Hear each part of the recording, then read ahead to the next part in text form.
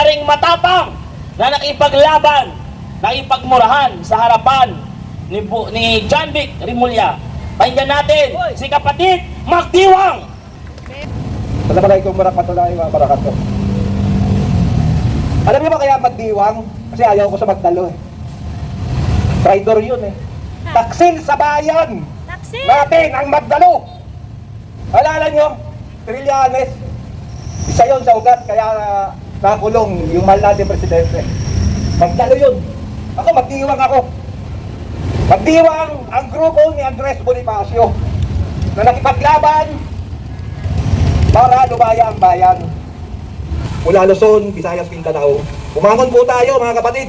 Paglaban natin ang ating kalayaan at karapatan.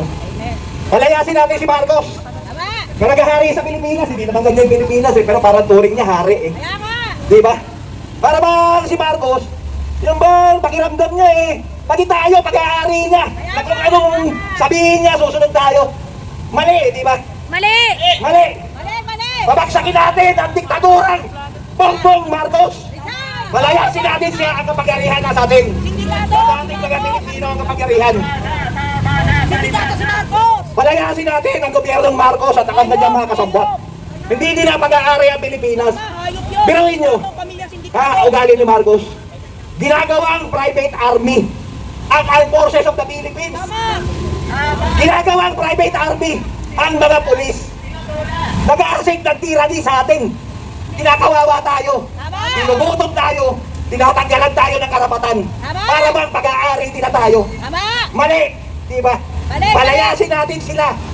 Patalsingin natin, pabagsakin natin ang gobyernong Marcos. Wala silang karapatan maghari rito.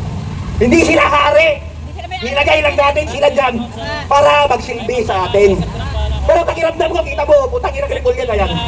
Diba? Akala mo mga hari na tayo magsisilbi sa kanila. Mali, mali. Tayo, wala na tayong aasahan sa gobyerno ni Marcos. Wala tayong aasahan dahil lahat ng departamento ng gobyerno, sindikato, kurap, diba? Yun ang katotohanan. Ang gobyerno, umaasa sa atin. Sinisip-sip yung dugo, pawis natin.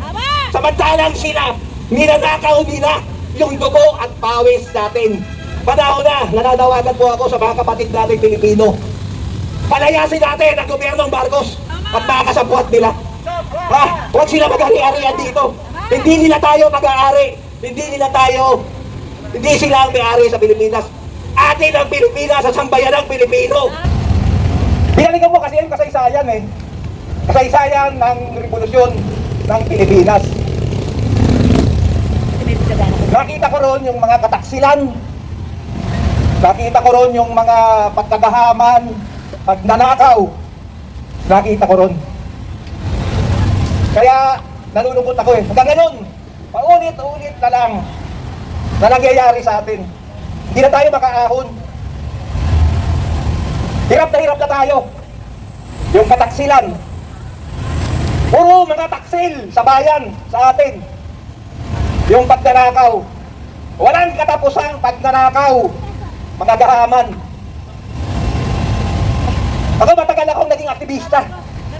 Manungkulan din ako sa gobyerno. 1980s, sa gobyerno na ako eh. Tagal na. Marami na akong pwesto sa gobyerno na naranasan ko. 1980s, naging aktivista rin ako nung kapanahunan ko na nasa koleyo ko. Ikipaglaban ako. Hanggang nung namatay si Ninoy Aquino. Dahil nga estudyante, papusok ako. Ikipaglaban ako. Yung grupong Justice for Ninoy, Justice for All, kasama ako ron. Jaja. Wala pa yung PDP laban. Wala pa yan dahil yung PDP laban, sinuportahan lang niya si Cory. Dahil si Cory gusto nilang tumakbong presidente. Si Cory talaga, ang partido niyan laban, lakas ng bayan. Dahil nga yung lakas ng bayan, eh, hindi naman political party yun eh. Ano yun eh? Personal yun na grupo ni Cory. Dahil nga namatay yung asawa niya. Sinuportahan ng PDP yun, Partido Demokratiko Pilipino. Ang founder to si Nini Pimentel, na naging DILG secretary ng panahon ni Cory. Alala niyo ba? Tama ba? Kung mali ako, okay lang. Questioning niyo ako. Ako sinasabi ko yung kwento. Panahon na, nananawagan po ako sa mga kapatid nating Pilipino. Palayasin natin ang gobyernong Marcos at mga kasabwat nila. Huwag sila mag-ari-arian dito. Hindi nila tayo pag-aari. Hindi sila ang may-ari sa Pilipinas. Atin ang Pilipinas sa sambayan ng Pilipino. Mabuhay ang Pilipino! Maraming salamat po. Magandang gabi! Pero kahit gabi na ngayon at magtatapos yung ating lightning rally sa araw na ito, nais nating ipaalam sa ating mga kababayan na magtutuloy-tuloy po ang ating mga lightning rallies sa buong Pilipinas. Ito ay launch lamang natin sa araw na ito sa harap ng Kongreso para ipaalala sa kanila na hindi matatapos ang sigaw ng taong bayan para sa katarungan, para sa hustisya at para sa ating tunay na kasarinlan at kapayapaan. Ang pagunlad ng Pilipinas ay mangyayari lamang kung tayo ang ating eroplano ay mamaniobраhin at magmamaneho. Kapag ang magmamaneho sa eroplano natin ay hindi adik. Naniniwala kayo doon? Sino dito sa inyo sasakay ng eroplano na adik ang piloto? Wala. Oo, kung kaya tayo ay magpapatuloy sa ating mga gawain, magpapatuloy sa ating mga paghikayat sa ating kababayan upang gumising, upang ipahayag na ang ating bansang Pilipinas ay nararapat nating mahalin at nararapat nating alagaan. Paano natin ito mamahalin? Paano natin aalagaan? Sisiguraduhin natin na hindi tayo patuloy na pamunuan ng pamahalaan at ng mga taong abusado at mapang-api. Kaya sa gabing ito, on behalf of PDP Laban, on behalf of all the parallel groups and all the other organizations that's joining us, kasama na ang CCW at iba pa, ang UPI, Maisog, Marcos Alis Dyan, Marcos Resign Movement, at lahat-lahat na po ng sumusuporta para sa ating panawagan sa kapayapaan, katarungan at hustisya.